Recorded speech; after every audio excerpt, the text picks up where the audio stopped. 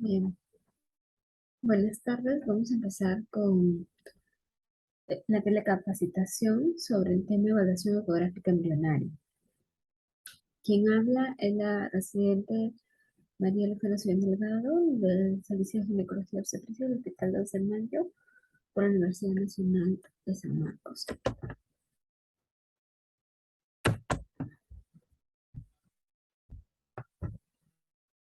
Bien, la ecografía embrionaria o ecografía de viabilidad es la primera que debe realizarse en una gestación.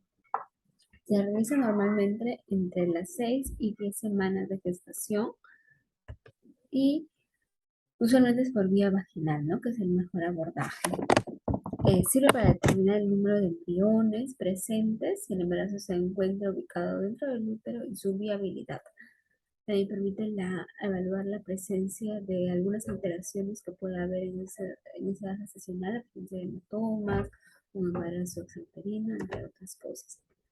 El objetivo de esta charla es describir la cronología de los hallazgos ecográficos embrionarios del primer trimestre del embarazo y conocer los criterios de viabilidad ecográfica y de gestación evolutiva.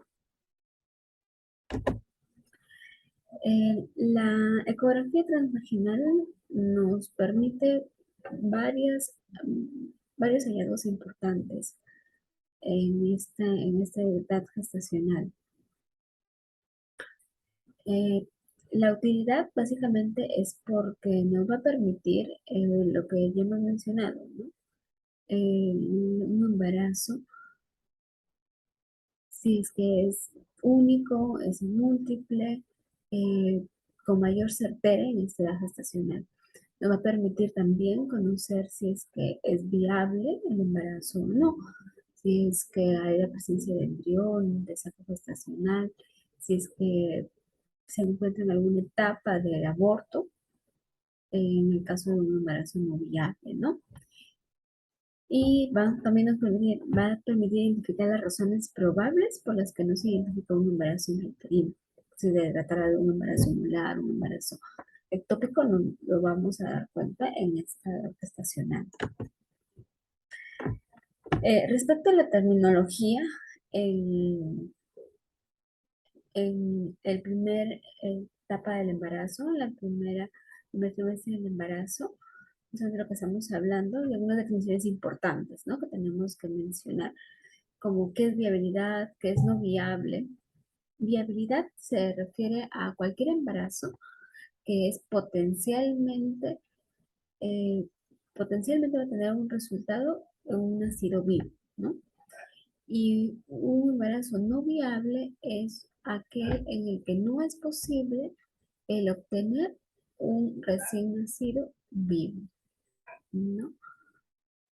En los casos, por ejemplo, de un embarazo ectópico o de fallas en el embarazo o gestaciones no evolutivas, estos vienen a ser gestaciones no viables, ¿no? Un embarazo ectópico es una gestación no viable. Así también hay que diferenciar qué es un embarazo intrauterino de viabilidad incierta, ¿no? Es cuando hay un embarazo eh, intrauterino, sin embargo, aún no hay hallazgos de actividad cardíaca, ¿no? Vamos a ver más adelante, justamente de eso se trata esta exposición. Y luego hay otras definiciones que vamos a ver, como los embarazos de localización incierta, aquellos en los cuales no están ubicados dentro del útero y no se logra precisar dónde están ubicados y tienen un test de embarazo positivo. Muy bien, la cronología de los hallazgos ecográficos del primer trimestre es importante, ¿no? Porque semana a semana se van a ir añadiendo ciertas cosas en la ecografía y que hasta edad tenemos que esperar hasta cierta edad gestacional en la cual deben aparecer, y si es que no aparecen ya se puede llamar una gestación no evolutiva, ¿no? Entonces por eso tenemos que conocer cada uno de los hallazgos. Muy bien.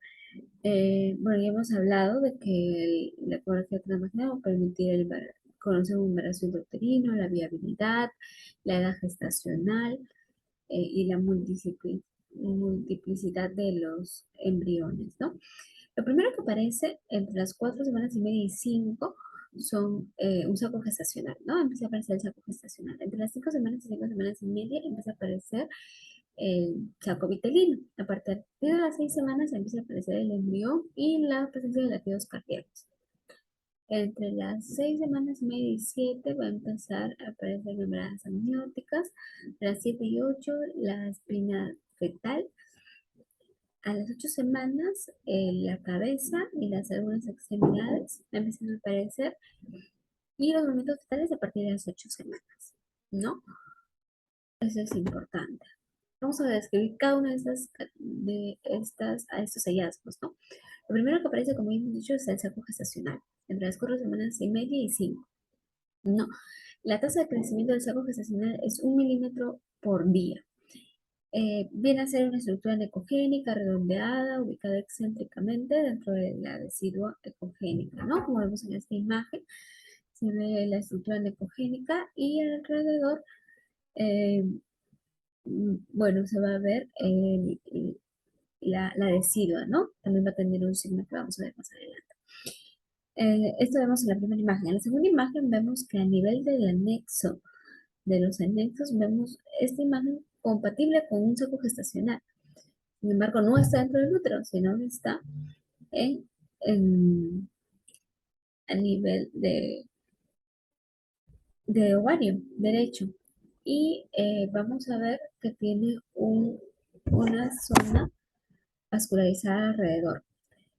Es muy parecido, pero vamos a ver que en este caso, como en esta imagen, va a ser un cuerpo lúteo, ¿no? También hay que diferenciar el caso de, vamos a ver luego, entre un embarazo ectópico y un cuerpo lúteo, ¿no? Que van a ser diagnósticos diferenciales. El tamaño del saco gestacional se mide en 3 dimensiones, ¿no? En- y de esos tres se va a sacar el diámetro promedio, ¿no? Ese diámetro promedio va a tener que tener correlación con la edad gestacional. Luego también está el signo de doble saco desigual, ya que no cualquier imagen anecogénica viene a ser un saco gestacional, sino que este saco gestacional va a tener cierta característica de una hiperecogenicidad alrededor del área ecogénica del centro, ¿no? Como vemos acá, es un signo definitivo de un embarazo intrauterino, ¿no? El signo de doble saco desigual. Su ausencia no excluye un embarazo intrauterino, pero puede ser difícil de demostrar ecográficamente, ¿no? Se tendría que ya ver más adelante si es que procede o evoluciona la gestación, ¿no? Pero esto sí es característico. Y esta parte hiperecogénica que se ve va a ser la parte de la decidua, ¿no? El anillo externo, la decidua paritalis, el anillo interno, la decidua capsular y el cobre. Ahora, estos hallazgos van a estar ausentes en al menos el 35% de los sacos gestacionales. Puede estar ausente también. Entonces, se debe considerar la posibilidad de un saco gestacional para cualquier acumulación de líquido redondo u ovoide dentro del endometrio, ¿no? Siempre va a estar esa sospecha. Si es que lo vemos en una paciente que viene sin diagnóstico de gestación y vemos una imagen anecogénica en el centro del fondo uterino, o del fondo uterino, pues vamos a tener que descartar en un embarazo, ¿no? Después, siendo con la cronología, sigue el saco vitelino, ¿no? El saco vitelino es una estructura circular de 3 a 5 milímetros de diámetro. Hace su aparición entre las 5 semanas y media de gestación, más o menos, ¿no? Luego aparece el embrión a las 6 semanas y, bueno, va a ser una estructura lineal, ovalada. Va a medir entre 1 y 2 milímetros inicialmente. Justamente ese es el punto en el cual el diámetro medio va a estar más o menos, se correlaciona con 10 milímetros, ¿no? Ahora, la medida del embrión se va a medir según su longitud corono-rabadilla. Eh, entonces, es medible, se tiene que medir el extremo craneal y caudal del embrión, ¿no? y esa medida es la medida más precisa para calcular la edad gestacional, ¿no? Cuando hablamos sobre edad gestacional, para calcular la edad gestacional, siempre pues va a ser mandatoria la primera ecografía. Y si tenemos varias ecografías, tenemos que ver aquella en la cual ya aparezca el embrión y sea una medida adecuada, que se haya tomado exactamente desde el borde caudal hasta el extremo craneal, ¿no? Eso se tiene que ver. Entonces también iba a aumentar gradualmente y más o menos a las 7 semanas ya, ya va a presentar 10 milímetros, ¿no? Ahora, la falta de un embrión, una vez que el saco gestacional alcanza 25 milímetros, ya es un diagnóstico de fracaso del embarazo, como lo vamos a ver más adelante. Luego las membranas amnióticas aparecen más o menos a las 7 semanas. Y bueno, la longitud coronal o rabadilla se corresponde con el diámetro del saco amniótico entre las 6 semanas y media y las 10 semanas, ¿no? Va a tener correlación, casi el mismo tamaño. Ya después de esto, hay un poco más de agrandamiento desproporcionado del saco gestacional en realidad con la cavidad coriónica, ¿no? Eso va a ser diferente, se va a ver diferenciado como en esta imagen, ¿no? Donde ya ve una diferencia entre las membranas amnióticas y el embrión. Muy bien, la actividad cardíaca aparece a las 6 semanas, ¿no? Y va a ser cuando el embrión tenga un tamaño más o menos de 1 a 2 milímetros, ¿no? Y la longitud coronal rabadilla va a ser en 7 milímetros. Ahí va a empezar la actividad cardíaca. Ahora, la frecuencia cardíaca va a ser variable, ¿no? Va a empezar más o menos con 110 latidos hasta 159 latidos alrededor de las 8 semanas. Ahora, ¿cuándo decimos que una gestación no ha evolucionado? Eso es importante, ¿no? Porque nos va a permitir evaluar, des- decir que una gestación no es viable, que hay un fracaso del embarazo. Para eso tenemos que tener nuestras definiciones claras, ¿no? Esto va a ser cuando no hay latidos en presencia de un embrión con un LCR mayor de 7 milímetros o cuando no hay embrión eh, con un saco gestacional mayor de 25 milímetros, ¿ok? O cuando no hay latidos cardíacos en un embrión con un LCR mayor de 7 milímetros, ¿no?